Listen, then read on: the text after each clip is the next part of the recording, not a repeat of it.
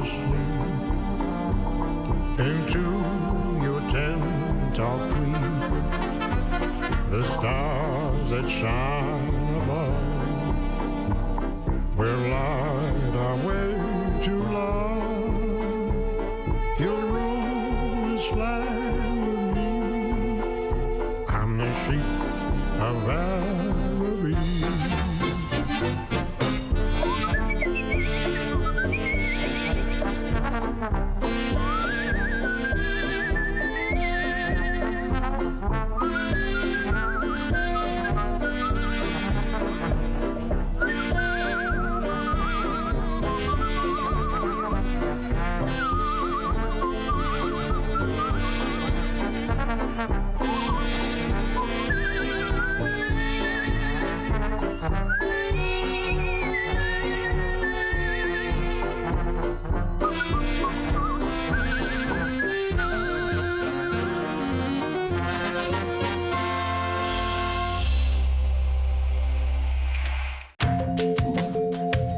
Coming up next, ViuTV News. Go behind each bag of chips, cup of joe, chocolate bar and box of candies. From fresh ingredients to finished products, reveals the wonders of how your favorite food is really made. A mesmerizing behind-the-scenes peek into the production lines. Food Factory, Saturday and Sunday night at 7:30 on ViuTVSix. 陳秘書叫我將訂金存入新戶口。陳秘書，你哋轉咗銀行戶口咩？冇喎。俾佢識穿咗添。咦？嘉明喺外地有麻煩，要5000蚊應急。喂，嘉明啊，你去咗旅行咩？冇啊。又俾佢識穿。When receiving suspicious emails, verify the sender's identity to avoid losing any money. Verify suspicious emails. Uncover online swindlers. The hottest local news, trending international stories, weekly review, topics that affect our communities, in-depth analyses and opinions. All that you need is in one place. Weekly Review. Sunday night at 9 on ViuTV6.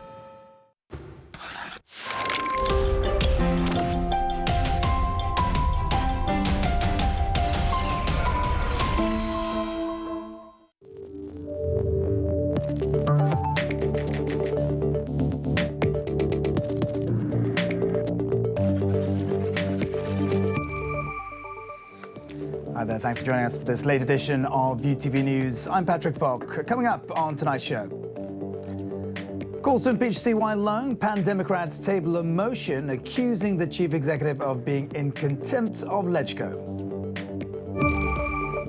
Hong Kong authorities talk counter-terrorism in the aftermath of the London attack with a focus on lone wolves. And at least 12 people are killed in Iran after attacks on the country's parliament and a shrine. Islamic State says it's behind it. All right, first up, Pan Democrats have tabled a motion to impeach Chief Executive CY Leung over his interference with LegCo's probe into the $50 million payment he received from UGL. Civic Party leader Alvin Yeung was among the 28 lawmakers who initiated the move. He says Leung demonstrated a dereliction of duty by secretly asking DAB lawmaker Holden Chow to amend the investigation scope for him. But Chief Secretary Matthew Cheung urged LegCo to vote down the motion, saying there's no sufficient evidence to back it. Leung, whose 5-year term ends at the end of June, insists he's done nothing wrong. Hong Kong police are taking no chances in the face of global terror, drawing up new strategies to stop potential lone wolf attackers. Undersecretary for Security John Lee has told LegCo the force is looking into what tools and weapons they can use to bring down attackers from a distance.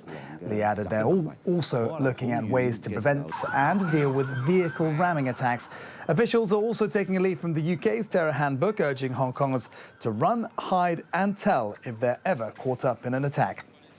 Lee says police will educate the public accordingly, even though the terror threat level in Hong Kong remains moderate. A controversial cashback scheme tied to a mega development in Kai Tak is being trimmed down. Companies interested in building the sports park at the old airport site stood to pocket $16 million, or half their tender cost, if their bid failed. This sparked outrage from Pan Democrats. DAB lawmaker Edward Lau says the original proposal may now be changed so that only 3 bidders will qualify for the payment instead of 4. It would save the project $60 million. The changes would also see qualifying tenders pay a higher security deposit. I welcome the adjustment and think the government has acted according to some constructive suggestions. The total amount for bid incentives is cut from $180 million to $120 million, so that would save $60 million. We've consulted with some people in the industry about the scheme. They said this is a new initiative which can increase competitiveness and help lower the construction cost for tenders. All right, news elsewhere now. And suicide bombers and gunmen attacked Iran's parliament and the tomb of the republic's revolutionary founder, killing at least 12 people. Islamic State has claimed responsibility for the assaults, which would be a first in the country.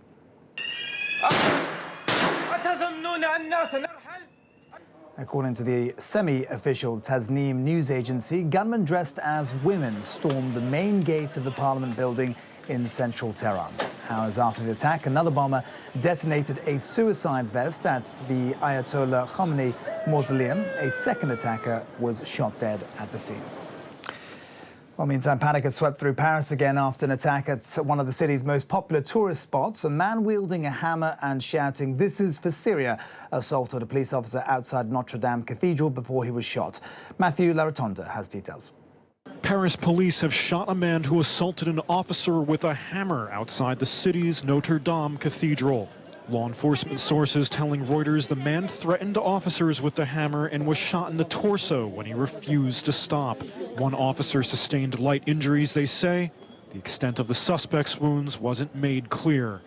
France's interior minister says the suspect shouted, "This is for Syria." During the incident, the country's counterterrorism office has already opened an investigation. Europe is in the midst of a wave of militant attacks inspired by Islamic extremism, and Paris has seen some of the worst of those incidents. Tuesday's attack taking place at one of the city's top tourism spots. It comes just days after militants staged a knife and vehicle attack in London. Now, the British government says it's prepared to restrict human rights in order to stop future attacks like London Bridge from happening again.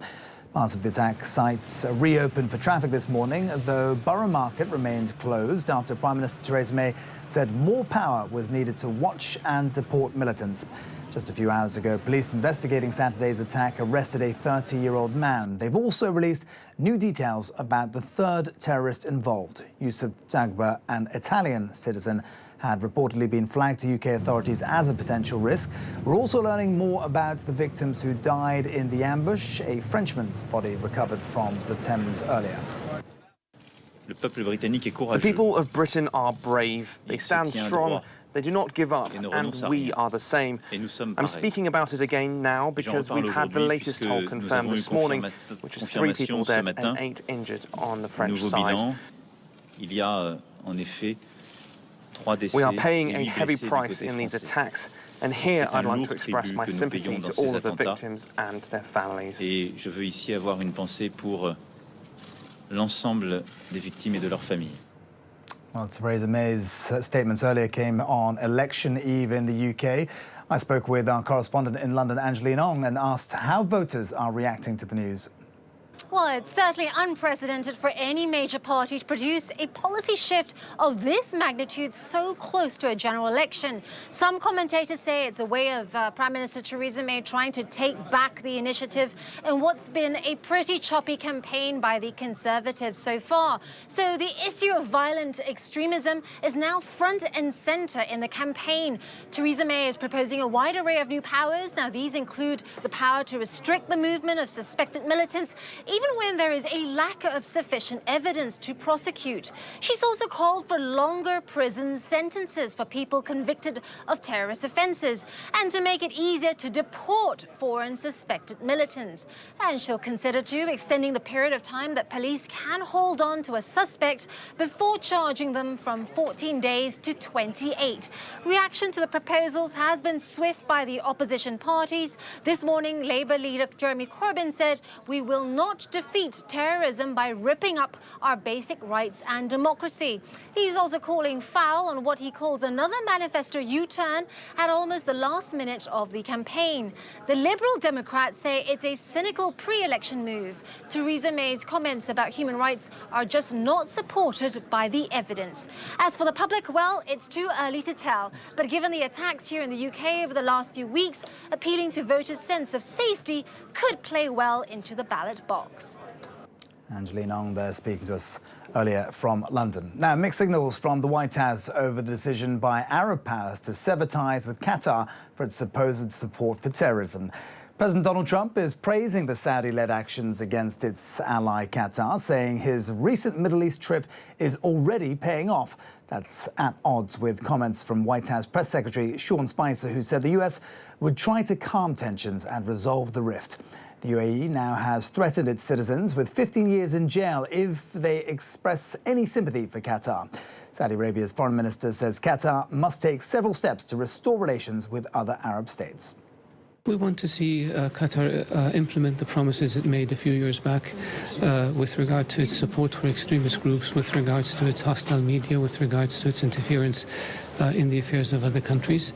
And we have taken this step with great pain in order to make sure that Qatar understands that these policies are not acceptable and not sustainable and that they must change. All right, coming up next, the latest from the world of business.